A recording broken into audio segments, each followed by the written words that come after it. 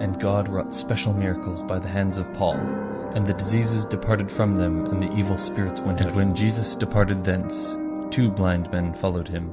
Then touched he their eyes, saying, According to your faith be it unto you. And their eyes were opened. And when he had called unto him his 12 disciples, he gave them power against unclean spirits, to cast them out. And when he came nigh to all manner of city, behold, and all manner there was a dead man carried out. And he said, Lord, have mercy on my son, I say unto thee, arise. For he is lunatic, and he that was dead sat up. And behold, silver, gold, and fire, and saying that I do have in front, and thou wilt bring out the devil, Jesus put forth his hand, your blind, dumb, and maimed, I will. And immediately the man cast them down, and immediately took up his bed and walked.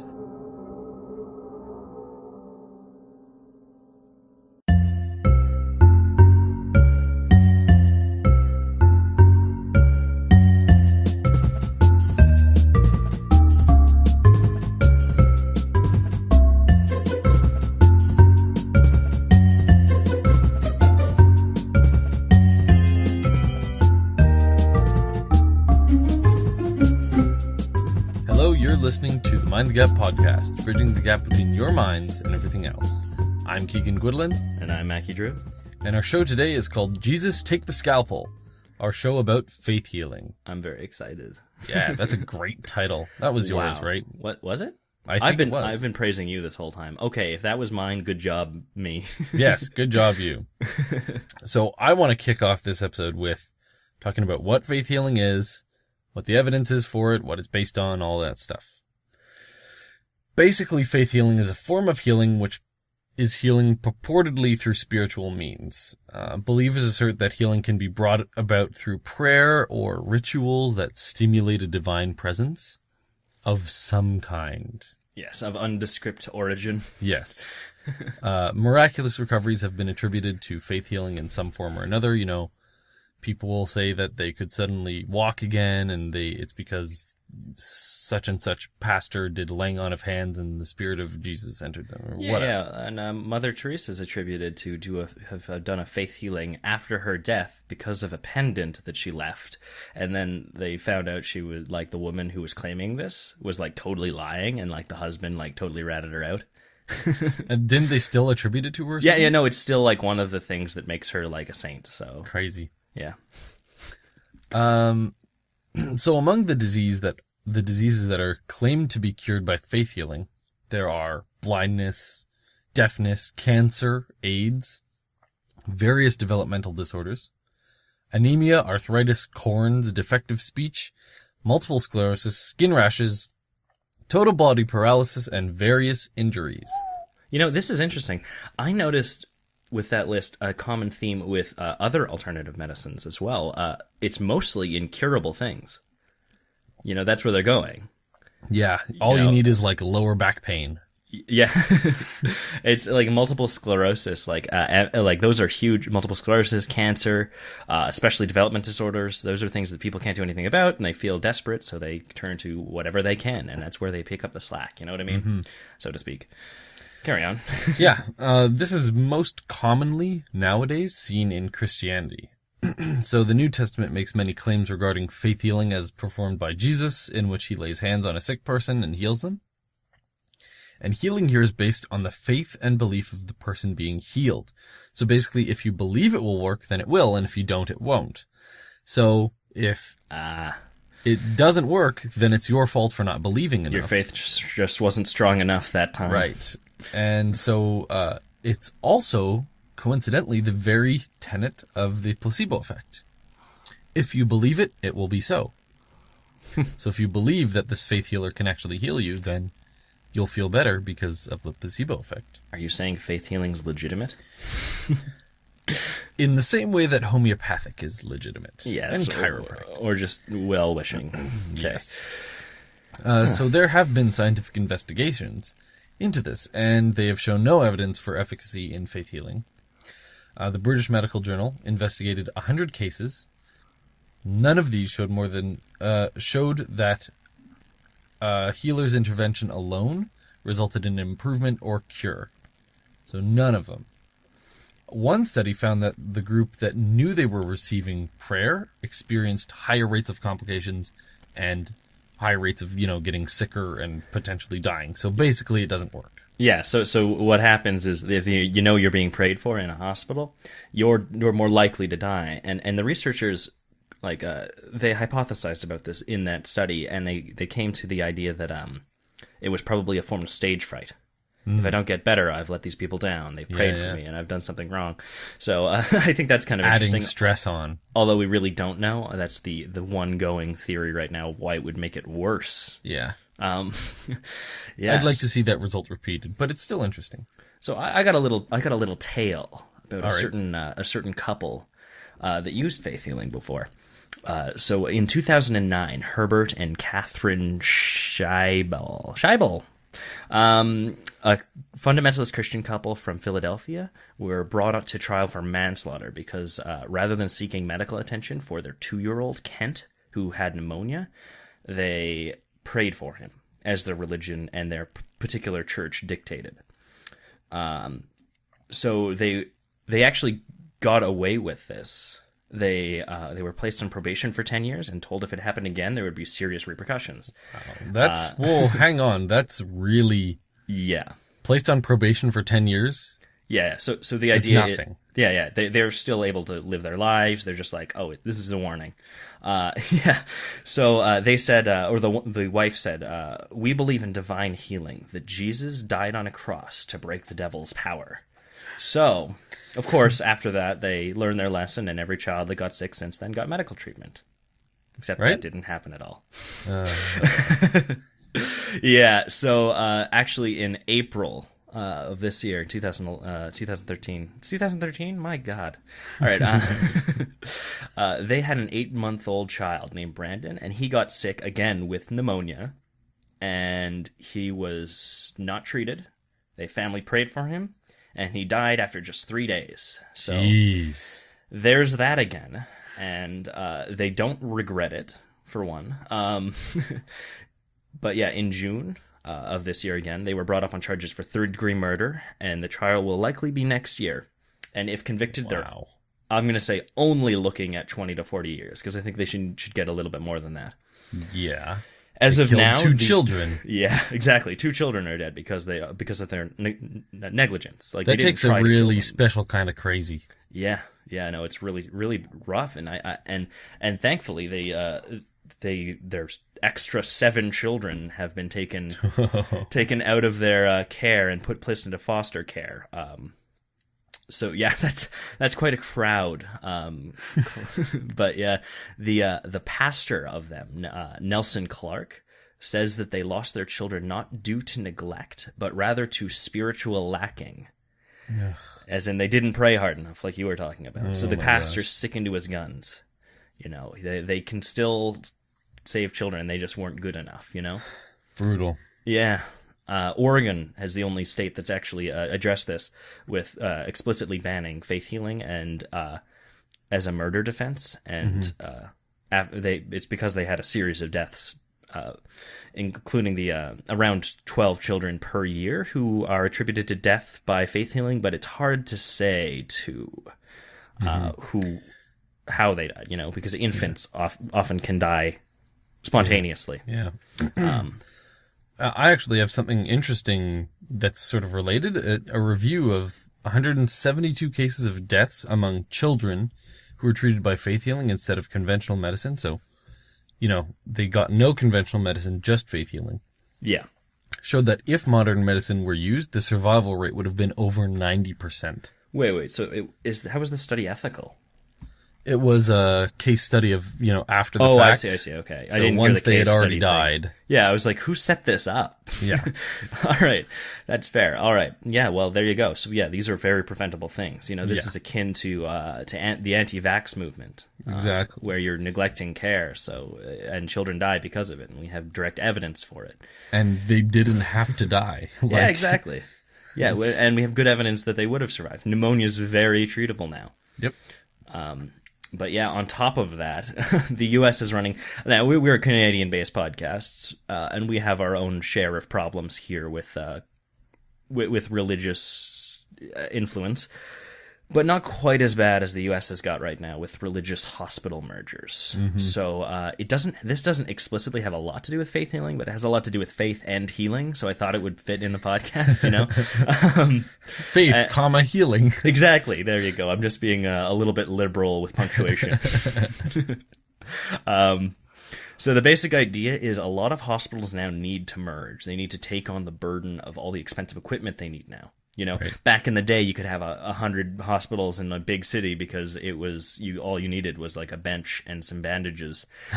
Now you need, you know, MRIs and CATs, you know, things on things. And the standard of care has gone up. So you need to basically buddy up with some hospitals, make a network, and you're able to take some of the burden off of the hospital specifically. And there's a lot of cutthroat business in the U.S., especially, you know, they're not government funded, for instance. So you kind of have to. So that's not bad in itself. But what happens a lot now is that a secular hospital will merge with a network of religious hospitals, and that adds a whole bunch of problems. So mainly, the big issue is that every worker has to sign a document expressing their ethics. Basically, it's like a moral clause. They have to express certain beliefs, essentially. So even if they're not Catholic, they have to sign away their beliefs, and it contains some really, really awful stuff. I'm not going to go over all of it, but the main problem here is that it's not written by doctors; it's written by priests. They don't use proper medical terms. They use things like marital relations rather than sex. You know? So like they're very nondescript, very wishy-washy terms. Yeah, exactly. So there's actually a lot of things you'd expect. So for instance, it says no intervention which constitutes an abortion is moral. So they don't provide abortions. Now, abortions aren't normally done in hospitals anyway. Yeah. But when they are, they're usually very medically necessary. Yeah. So there's something seriously wrong. Emergency abortion. So the mother's dying, and the fetus is alive. They can't do anything about it. So I know of one case where a hospital made a deal where they actually have a nearby clinic. They drive the patient to the clinic. They inject the patient with a drug that will stop the fetus's heart, and then they wheel them back to finish the operation. Jeez. So they've got quite a workaround there, you know. It's not you're it's actually not ideal, but it's better than, you know. Yeah, exactly, right. It's better than not having the option at all. Another one is they may not promote or condone any contraceptives. That includes barrier methods, the pill, any kind of tubal ligation, you know, things like that. Nothing can be done in the hospital or promoted in the hospital. So, you know, this provides serious health problems, socioeconomic issues, you know, where people will not get any education about contraceptives. So they're actively promoting harm in the community.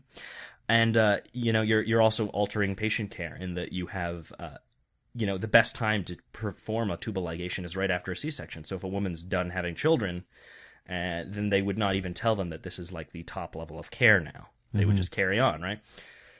So it gets worse, of course. Well, this is just so bad. They're just mandating that you don't put the, you know, best interest of the patient first, as you should in the medical field. Yeah, this is a serious problem. This is a breach of doctor-patient trust as well. Yeah. You know, you're assuming your doctor is going to give you the best care they know about, but they're not.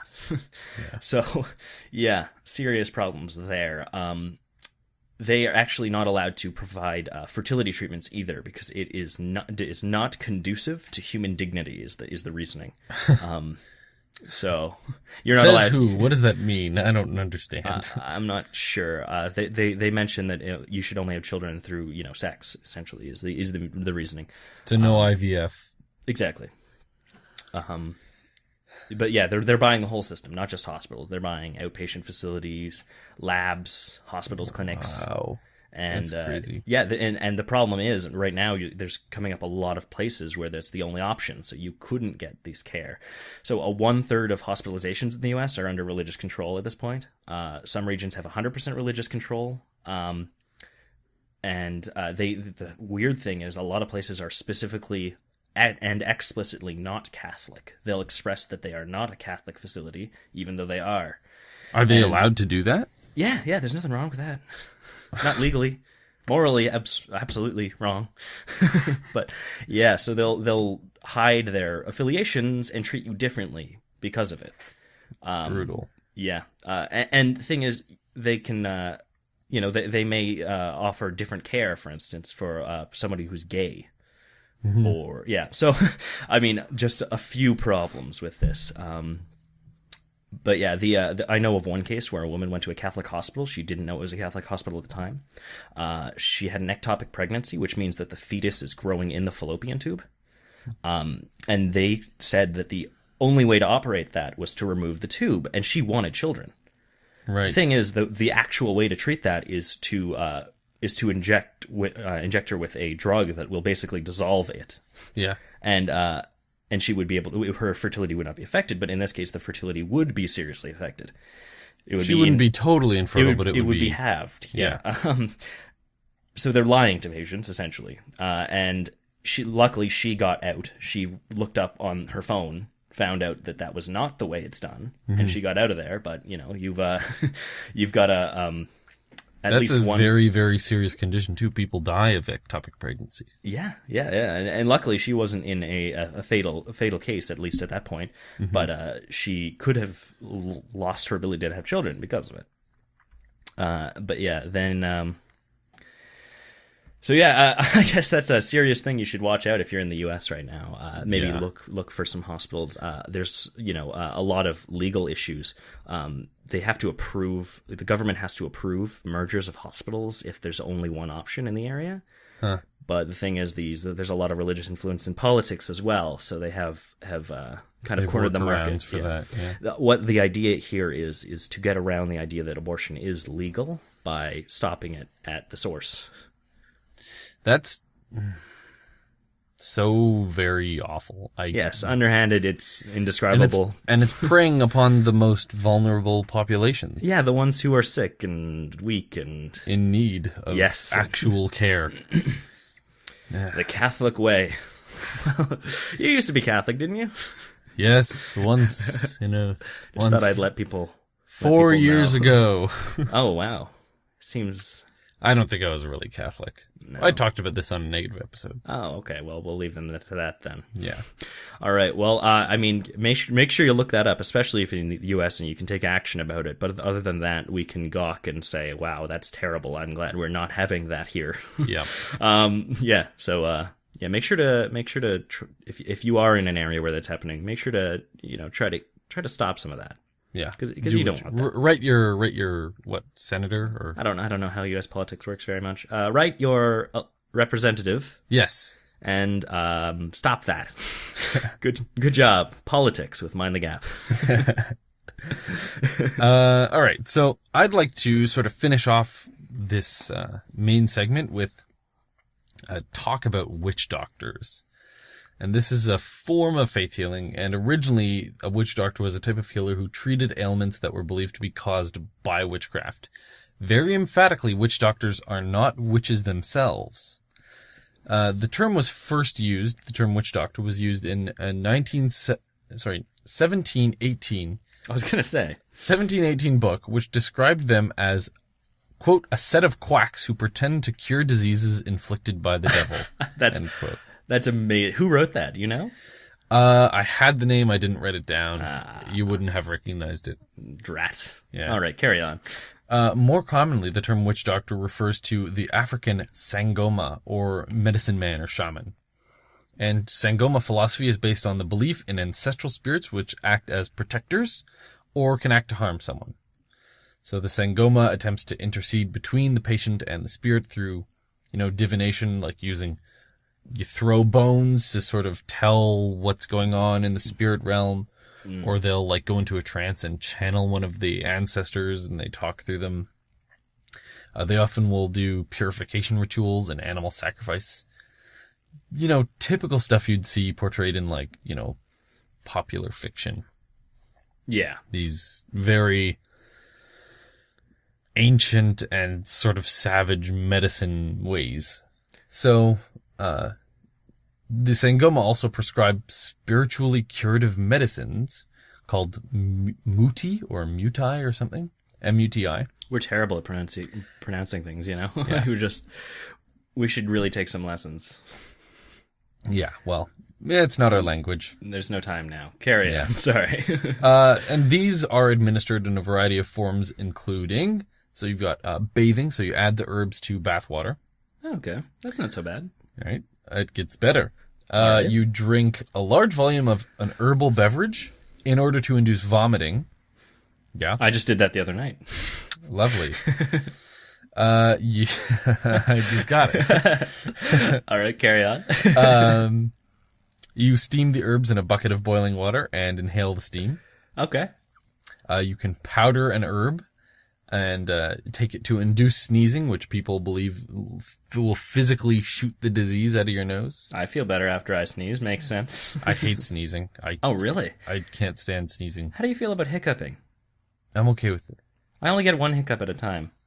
It's weird. Yeah, that's weird. Yeah, carry on. Enemas are another way. So All right. you get an herbal concoction and you administer it as an enema. And finally, cuttings. So you get herbal extracts or powders and you rub them into cuts that are made with razor blades in the patient's skin. Oh, so these aren't like treating cuts with this. You're making cuts to cure them? Yeah, you're making okay. cuts and rubbing stuff in it. You know, and nothing here seems terribly, like, absurd, considering some of the old, like, medicines that were around, like, in the Western world, you know, leeches and cutting and bleeding and all that But jazz. the difference is we've moved on. Well, I haven't. Witch doctors still exist. Oh, boy. Yeah. All right. Funnily enough, the Funnily. term witch doctor is now used as derogatory to refer to chiropractors, homeopaths, and other sort of CAM practitioners, which I'm totally going to start using just because it's funny. Well, you know, I don't like the term witch doctor. Because, I mean, kind of actually derogatory. Because, I mean, Wiccans are witches, right? And I mean, Right. even though I don't agree with their ideology even a little bit, Wiccans deserve a monicum of respect with respect to their terms, right? Ah, as opposed to chiropractors who do not? No, they do not. Ah, I see. Fair Carry enough, on. I suppose. All right. Doing all this research, however, I found the gem, the absolute gem. Oh? The Canadian Association of Witch Doctors, witchdoctor.ca, which on their front page openly promotes non-science-based medicine and treats all health concerns, including, quote, magical systems to quantum phenomena, even to the What? ultimate health challenge, raising the dead, end quote. It's a joke site. Oh, God. Okay. I was going It to say took this. me, it took me a while to catch on because I've seen a lot of woo stuff that's totally serious and will advocate for this. But this is what did it for me. What's the term? A Poe? Yes, exactly. So Yeah, they you assert that none of their therapies actually work. Okay. They say that they're based on placebo. And to become part of the association, you have to go to their witch doctor school, whose admission requirements include a prior bachelor's degree with courses in bio, chem, physics, math, and English composition. And this is where I was like, okay, this has got to be a joke. Some of their courses in their witch doctor training school include basic levitation, Oh, God. homeopathy and basic preparation of magic waters, clinical nutrition herbs and sacred roots, I believe that one. yeah, massage, hydrotherapy, that's all right so far, and surfing. Okay, well, I can see where you'd be a little concerned about the legitimacy of the site at that point. Yeah. Ignoring empirical research, bear wrestling, Martian medicine and extraterrestrial applications, elderly spells and care, and lastly, zombie management. All right, well, yeah, that'll do it. Yeah. So, hilarious site. Go to witchdoctor.ca to check it out. I will have And to after this. How is the web design? I'm very critical It's of actually, web design. well, I'm not a web designer or computer scientist, but I thought it was pretty good. It's not one of those, HTML sites. So. All right, so no like sparkly gifs. Nope. All right, nothing I'm like gonna that. I'm gonna give it a read. All right, great. On that note, I think it's about time to move on. I mean, not much to say about witch doctors apart from the fact that they're basically based on placebo effect, as that Poe site says. Yeah. It's all based on whether or not you believe that the treatment you're going to get is going to work for you. Well, all right. Yeah, sounds good. All right, let's go to the game section then. Yep.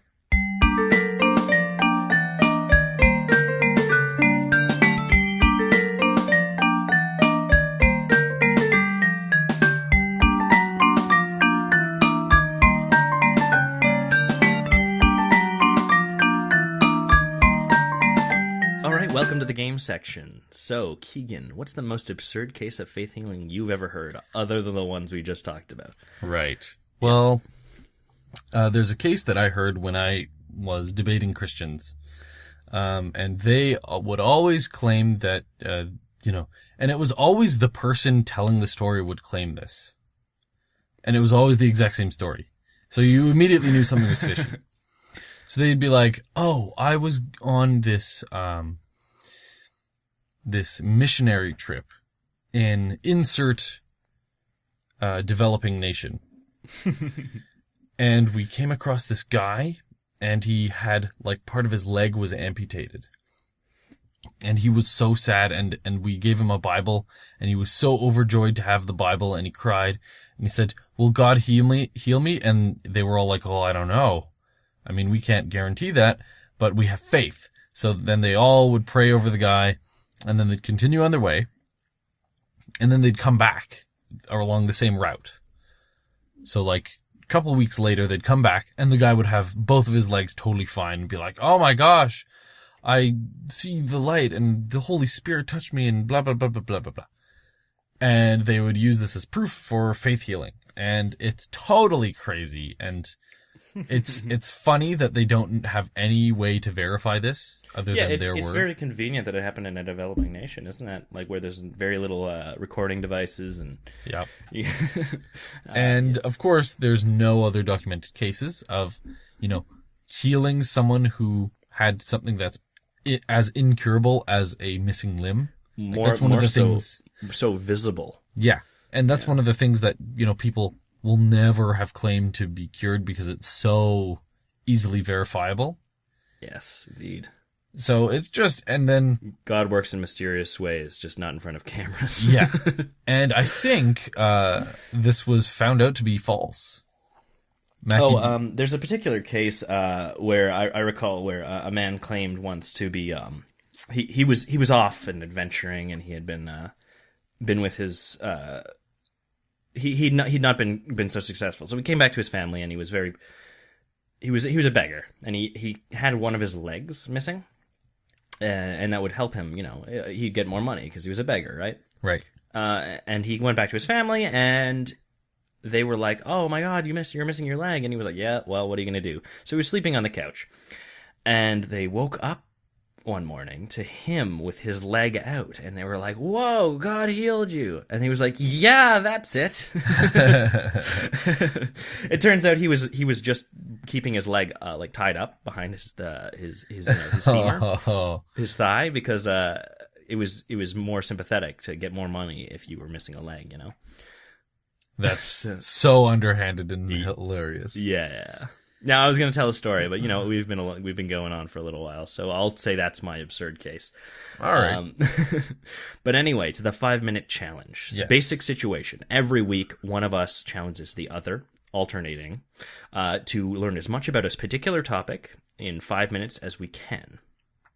So last week, I challenged Keegan to learn as much about the invention of the tripod in 5 minutes as he could. Now, I didn't know how much there was on this, so I was just saying this, right? I don't know how much you got, Keegan. Not a terrible amount, so I'll tell you what I got. I did my research on August 12th, between 4 and 4:05 p.m., and basically the tripod was first used in ancient China and Greece, that we know of, as ornaments, trophies, sacrificial altars, for cooking, vessels, cauldrons, and in pottery. It's been found in China as far back as the 7th and 8th millennium BC. There's also the legend of the 3-legged stool where the oracles would sit in Greek mythology. And essentially there was no real invention of the tripod. It's just sort of like a 3-legged thing that holds stuff up. Yeah, I think that was key. That was it wasn't the invention of the tripod. It's like who invented the wheel? We don't know. So it was invented, and we have it now, but we don't know who invented it. And that's really the crux of the matter here. What we've got is facts about tripods. So, basically. This tripod comes from the Greek words, tri and pod, meaning 3 feet. I think he pretty much covered most things, honestly. Like, this is not, there's not a lot here. Tripods are not as interesting as I assumed they'd be. Yeah. I really thought you had seen, like, an article that you were like, oh, this is so cool, and I looked for it and just nope. No, I was just being convincing that I had learned something. I was totally unprepared. I forgot I had to come up with something. So, that was it. All right, well. And I actually have a tripod right next to me, so that's why. Nice. I see. Yes, so that's how it worked. Anyway. Yes, my turn to challenge you. Mm-hmm. And so I challenge you to learn as much as possible about Argyle. Argyle. That's exciting. Yeah. You know how many times I almost challenged you to that? Really? I don't know why that is, yeah. I came seconds away from saying it. That's weird. All right. I will learn about that. And you've got a quiz for me, right, Mackie? I do, yes. I'm excited about this quiz. I've called this quiz Duck, Duck, Quack. So, this is, even though this is about faith healing, I decided to make the quiz about alternative medicines, because it's not just about faith. It's about, using different methods, things that are unproven, as in faith. So I've got a whole bunch of alternative medicines here, and your job is to tell me what country they came from, what country or what religion. Oh, jeez. Okay. Now, religion may not come up a lot. That's going to be a clue right there. Okay. A lot of these are not religiously based, but you can either get the religion or the country. Either one's fine. So now I started with an easy one here. So number 1, Ayurveda or Ayurvedic medicine. I'm going to go Hindu. Yes, you got it. All India. right. Yes. Okay. Cool. So I thought you'd get that one. So 2 U.S. studies have showed that 20% of Ayurvedic medicine contain toxic levels of lead, mercury, or arsenic. Awesome. So mercury is actually an ancient treatment for syphilis, I believe. Oh, did it work? Yeah, it also made you crazy, but got it worked. Yeah. There you go. All right. That's cool. Yeah. But yeah, no, interestingly enough, I looked heavily into Ayurvedic medicine while I was researching this quiz. And, they were on the right track. Given like 200 more years, they could probably get somewhere. They had like diagnosis methods, and they were like legitimately checking things like pulse and whatnot, and like they're checking your breath and your urine and whatnot. And give it some time, it could have worked out. They just got too arrogant and were like, no, we're done. We'll stop here. Yeah, exactly. So yeah, no, it had potential. It was really almost, it was better than like Western medicine like 200 years ago, where we just gave you lead and bled you and then hoped you got better. Maybe not 200 years ago, but you know what I mean. Yeah. All right, number 2. Radionics or crystal dowsing? Oh boy. So this is mostly, but not completely, a diagnostic method. I want to say the UK. No, it's America. Ah. Yeah. So the idea is that it works by detecting supernatural radiation. No radionic device has ever been found to be good at treating. I don't even know what a radionic device is. It's basically a pendant with a crystal, and you ask it yes or no questions. And it's like, is this person sick? Yes. Yeah, that's the essential thing. But they've actually created things like boxes where it's like, oh, well, this device, you put water in, and then you use the pendant, and then the water's the healing for that. It's nonsense. Yeah, there's a whole bunch of stuff about it, but it's really wooey. Really wooey. But yeah, the USDA does not recognize any legitimate medical use for any radionic device, and according to David Helwig from the Gale Encyclopedia of Alternative Medicine, most physicians dismiss radionics as quackery, which we didn't really need to know. Anyway, so this next one is Campo or Campao? Can you spell it? Kampo. Japan. Yeah, you got it. Not bad. All right. It's the So, spelling that gave it away. Yeah, that's what I thought. That's because, like, obviously you need a little bit of a clue, but yeah, it's the Japanese adaptation of Chinese medicine. So, I mean, you can go over however many things with Chinese medicine, but that's essentially it. Yeah. So, number 4, moxibustion. Oh, jeez. Can you spell that? Moxibustion. Oh. Yeah. So This is like ancient. combustion, but moxie. Yeah, this is ancient. That'll give you a clue. Really? Mm-hmm. Doesn't it sound like a modern thing? Yeah, it really does. All right, ancient. I'll go with like Middle Eastern. Is that? No. It's the classic traditional Chinese medicine. Really? Yeah, isn't that weird? It's a method of basically what they do is it's using acupuncture points, which is not legitimate. Don't get me started. And they basically take a dried compressed mugwort. And I don't even know what a mugwort is. It's a plant. Just that's all you need to know. And it's they burn it, and it burns very slowly, and then they use it either by heating metal to contact the skin in certain points. Okay. And hope that makes you better, or they apply it directly to the skin to burn you. While it's on fire? Yeah. And that doesn't sound good at all. And it's never been found to be effective, but people use it even today. Yeah, it's actually gaining steam in North America, so of course watch out. All right, number 5. This is the last one, and this one's interesting. I'd not heard of this. This is a blood irradiation therapy. Yeah, the idea here, I'm going to give you a little clue, is no, I think that's enough. I think that's good. I think you can get this one. Is it iridation or irradiation? Irradiation. No, you're right. It's irradiation. Okay. I had it misspelled here. Okay. I had to. All right. Blood irradiation therapy? Yes, absolutely. Yeah, modern. What? I'm going to say that's UK. Close, but no cigar. It's Russia. It's not very close, actually. But yeah, Chernobyl. Russia. I should have. But basic idea here is actually it's not. It's light radiation. Really? So the idea. It's so funny to see the setups here. You know how you set up an IV. Yeah. And it goes right into the vein. Yeah. It's the same thing except with like a laser pointer pointed at the vein. So it's like strapped in. It's got tubes. It's like a laser pointer. So they use different like frequencies of light, and that's supposed to cure different illnesses. And this is not the same as transfusion medicine, which is the same thing but with gamma rays. Oh god. So yeah, don't do any of those things, please. No, especially not the gamma ray thing. Yes, that's not good. No. Anyway, so yeah, you got like 2 out of 5, which is pretty good. I think I got 3. I got 3 out of 5. We'll give you 3. I don't know.